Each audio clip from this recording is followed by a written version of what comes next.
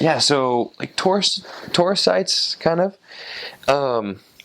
There's actually this place. It's called, well, in Spanish, they have like different departments. That's what they call them. They're kind of like states for us, but they're just like way smaller. So in a way, you might say they're like counties, because I think it only takes like 6 hours to drive from one end of El Salvador to the other. And El Salvador is like a long country and only like this tall, so I think it takes only like 3 hours to drive from like bottom to top or something like that. But there's one of the counties or states or departments, whatever you want to call it, is called the Liberty, and it has, well, so I've heard from people down there and from one of my friends, it has like world-class surfing. So one of my buddies, he is like, I don't think he is anymore, but he was like a semi-pro or just like a very low pro windsurfer. He was on the cover of like Windsurfing magazine, and just like he's like a really talented windsurfer. And so he knows like a lot about like what places are the best to surf, what places are the best to windsurf, and all these different things. And when I first got my call, we got our calls on the same day. So I called him and I was like, dude, where are you going? And he was going to like Arizona, I can't remember. And then I told him I was going to El Salvador, and the first thing he says is, holy cow, I'm so jealous because that surfing there is incredible. And I was like, what? In El Salvador? So I guess there's like really good surfing. So a lot of people go there, and in that place, the port of the Liberty, that's what that city is called. It's pretty rich because a lot of touristy people come. So they don't stay. So that's like not a lot of money is coming that way, but money is coming in because they come and like stay at hotels. So there's like really nice hotels that you'll find there, just like out of nowhere. You're like, wow, that's like a super nice hotel just in the middle of like the rainforest, in the middle of like the jungle.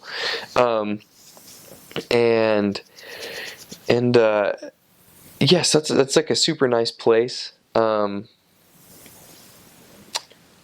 Really good surfing.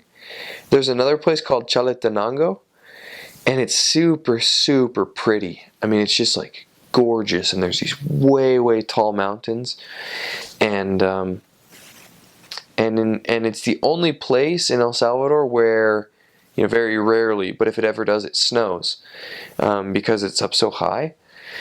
And Chalatenango is an interesting place because for some reason or another, the people that live there are like my color.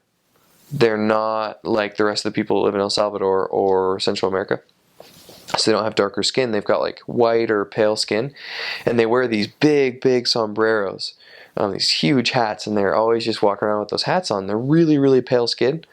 And they all live in Chalatenango. So when I was getting a lot better at speaking Spanish and just like working on my accent, sometimes people would be like, where are you from? Are you from Chalatenango? They'd ask me if I was like from that place, which made me feel awesome. I was like, yes, they think I'm a native.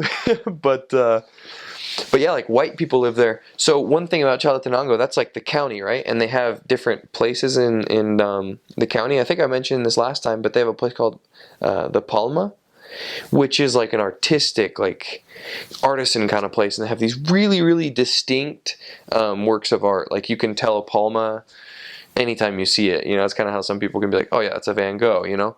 I can't do that, but I can look at something and be like, yeah, that's from the Palma, just because it's a very distinct like way of doing it.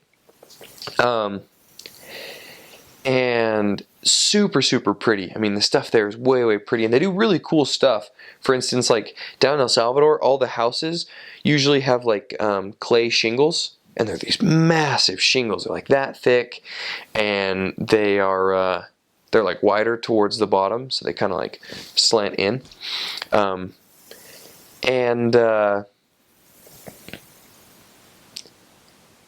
they'll take those and they'll like do these super cool paintings on them.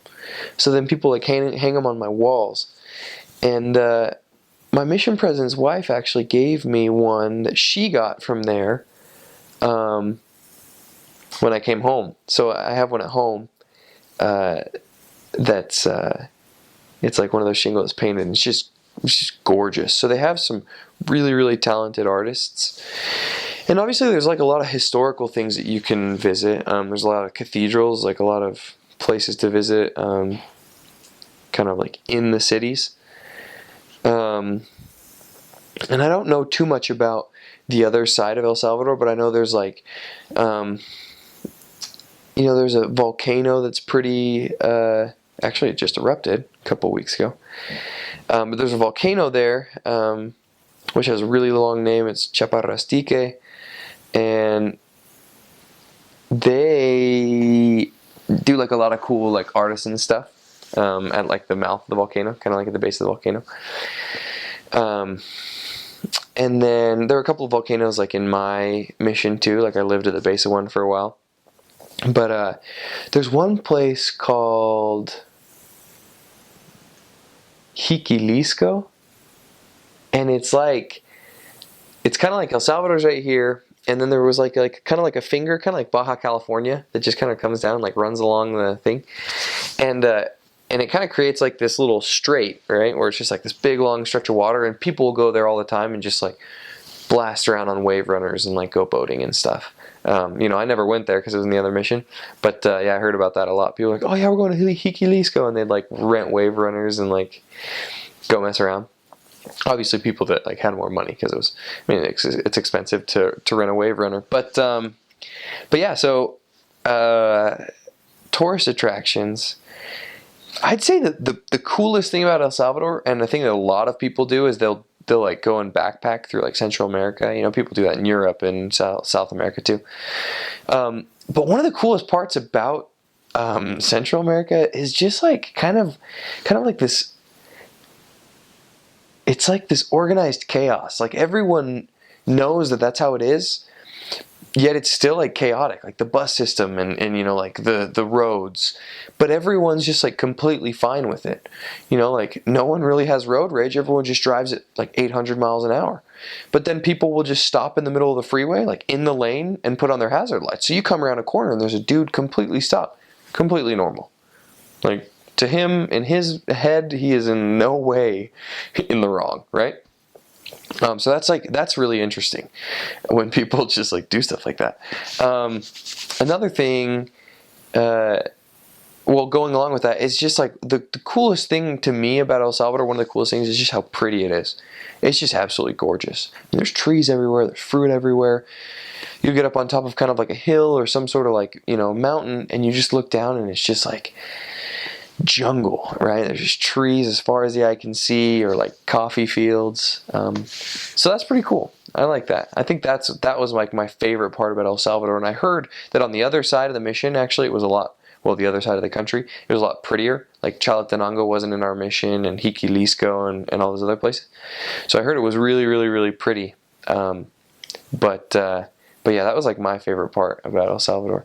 So like if anyone's going, that's probably going to be like the coolest thing, unless you're super into surfing or like artisan work. But kind of like I said last time, I don't advise that lots of people just go to El Salvador to visit, just because it's pretty dangerous.